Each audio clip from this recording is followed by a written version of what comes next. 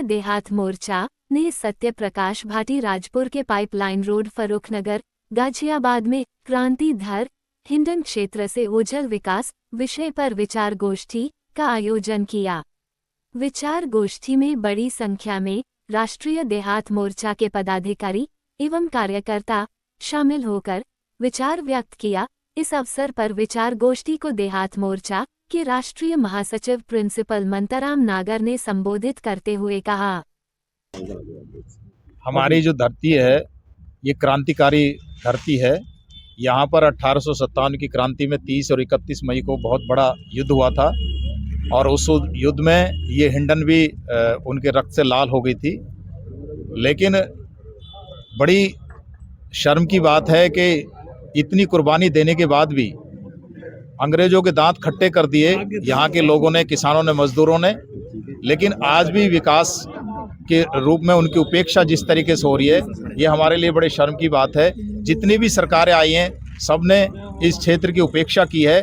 हम दिल्ली के बड़े नज़दीक होते हुए, अभी आपके सामने बताया गया, यहाँ से मुश्किल से 5 किलोमीटर दिल्ली है, लेकिन विकास के नाम पर जो है हम एक तरीके चंबल की घाटियों में रहते हैं। ना कोई यहाँ स्कूल की व्यवस्था, अगर कोई स्कूल बना है तो वो भी अपने सहयोग से, लोगों ने अपने सहयोग से बनाया। ना कोई लड़कियों के स्कूल की व्यवस्था है, ना कोई इस तरह को कोई उद्योग लगाया गया जिससे नौजवानों को रोजगार मिल सके, और ना ही कोई यातायात की सुविधा है कि जो हम लोग जो है जिला मुख्यालय पर आसानी से जा सकें, टाइम बे टाइम जा सकें या दिल्ली के लिए जा सकें। जबकि 20 दशक पहले, 2 दशक पहले यहाँ पर जो है दिल्ली के लिए और गाजियाबाद के लिए बसें चलती थी।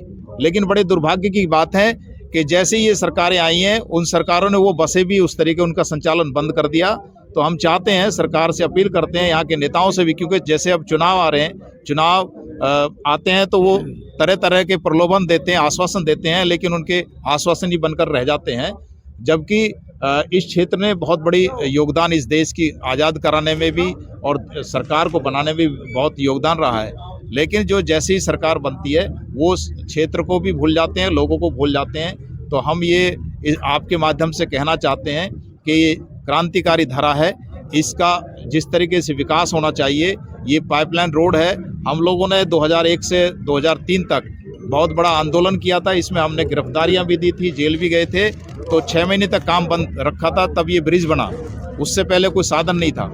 उसके बाद ब्रिज बन गया तो यातायात की सुविधा नहीं थी, बसों का संचालन नहीं हो पाया। उसके लिए हमने बहुत प्रयास किए। बड़ी बसें, हमारा ये कहना है कि यहाँ पर जो सिटी बसें चलाई जाएं, ताकि जो है वो उनमें कम सवारी जा सकती हैं, तो उनका आगमन सुविधाजनक हो सकता है। और उसके बाद जो ये सड़कें सिंगल थी, तो उसके लिए हमने चौड़ीकरण के लिए आंदोलन चलाया। सलेख भैया जी हैं, बाबू सिंह आर्य जी हमारे साथ जो हैं, पूरे क्षेत्र ने 2 साल आंदोलन चलाया, तब जा करके ये चौड़ीकरण हुआ। लेकिन अभी भी हम लोग जो मांग करते हैं कि पहले तो दिल्ली में आम आदमी की सरकार थी, लेकिन अब नीचे से ऊपर तक जो है एक ही पार्टी की सरकार है। तो अब इसका 1-1 मीटर और बढ़ा दिया जाए तो 2 लाइन ये रोड हो सकता है। और वो जिस तरीके से ट्रैफिक का लोड बढ़ रहा है, तो उससे काफ़ी राहत मिल सकती है। इन्हीं विचारों के साथ जो हम ये सरकार से भी और यहाँ के जनप्रतिनिधियों से भी ये अपेक्षा करते हैं कि बिल्कुल हमारी आवाज़ को सुना जाएगा। अगर नहीं सुना जाता है तो जिस प्रकार से देहात मोर्चा पहले अपना संघर्ष किया था, एकजुट होकर के लड़ाई लड़ी थी, उस लड़ाई लड़ने का हम लोग काम करेंगे। और जिस तरीके से सरकार जी योजना है किसानों को बर्बाद करने की, भूमि अधिग्रहण जिस तरीके से चल रहा है, अभी हरनंदीपुरम का मामला चल रहा है, उसमें भी हम लोग लड़ाई लड़ रहे हैं। वहाँ किसानों के साथ जो बड़ा अन्याय हो रहा है कि जो वहाँ के बाजार रेट हैं वो आसमान छू रहे हैं, और किसानों को जो है उसका 10% भी नहीं दिया जा रहा। और उसके साथ एक बड़ा धोखा किया जा रहा है कि 20% उसमें काटा जा रहा है, 80% का पैसा दिया जा रहा है, और आगे 10% वो देने की बात कर रहे हैं। 10% रास्ते के लिए काटे जा रहे हैं, जबकि जब चकबंदी होती है तो किसानों की चक्रोड़ और नालियों के लिए वो ज़मीनें ऑलरेडी काटी जाती हैं, तो वो नहीं कटनी चाहिए। अगर 10% प्लॉट देते हैं तो हमें 10% ही ज़मीन काटी जानी चाहिए। और मुआवजा भी हमारी मांग है कि जो बाज़ारी रेट है उनके मुनासिब ही हमारा जो है मुआवजा मिलना चाहिए, तभी किसान जो है ज़मीन देने के लिए तैयार होंगे, वरना किसान तैयार नहीं है। जिस तरीके से वो मीडिया के माध्यम से झूठी अफवाहें फैला रहे हैं कि हमने 50% ले लिए, 40% ले लिए, 10% भी वो वहाँ ज़मीन आम सहमति से नहीं ले पाए हैं। मेरा नाम बाबू सिंह आर्य है और मैं देहात मोर्चा का पूर्व अध्यक्ष रहा हूँ और फिलहाल समाजवादी पार्टी में हूँ। अच्छा, क्योंकि स्थिति ज़्यादा खराब होती चली जा रही है, देहातों की स्थिति खराब हो रही है, गाजियाबाद में पानी भी खराब हो रहा है, हवा भी खराब हो चुकी है, तो क्या कुछ कहेंगे आप? देखो, यहाँ जो अधिकारी हैं और जो विकास प्राधिकरण है, इनको जो गांव से नफरत है और इन्हें गांव के लोगों की शकल से भी नफरत है। इनको केवल और केवल किसानों की ज़मीन से प्यार है, ज़मीन को लूटना चाहते हैं ये। अभी आप देखा, आपने कई वक्ताओं ने कहा है कि ज़मीन के वो जो सर्किल रेट है वो तो शहरी कर दिया, इसलिए कर दिया क्योंकि 4 गुना मुआवजा देना पड़ता नहीं तो गांव के किसानों को, तो वो इन्होंने सर्किल रेट अपना वहीं बैठे ऑफिस में और उसका सर्किल रेट जो है 4 गुने का 2 गुना कर दिया। लेकिन यहाँ की जो सड़कें हैं और यहाँ की जो सुविधाएं हैं वो कोई शहरी नहीं किया, वो देहाती है। धूल उड़ रही है, पानी की कोई व्यवस्था नहीं, स्कूल नहीं है, कोई किसी तरह की और कोई व्यवस्था नहीं है, अस्पताल नहीं है। तो गांव को सुविधाएं तो देहात वाली हैं, लेकिन ज़मीन का रेट इन्होंने, ज़मीन का जो वो है सर्किल रेट, वो शहरी कर दिया। ये सब चाल जो है अफसर जो बैठे हैं कार्यालयों में वो यही करते रहते हैं और ये सब जो है सब किसानों के खिलाफ है। सरकार और ये जो प्रतिनिधि हैं सरकार के, उनका रुख जो है किसानों के लिए है ही नहीं।